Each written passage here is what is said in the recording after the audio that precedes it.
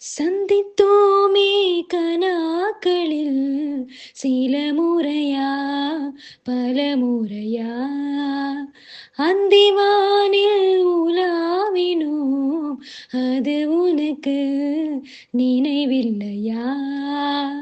இரு கரைகளை உடைத்திடவே பெருகிடுமா கடல் அலையே? இரு இரு உயிர் தத்தளிக்கையில் வழி சொல்லுமா கலங்கரையே?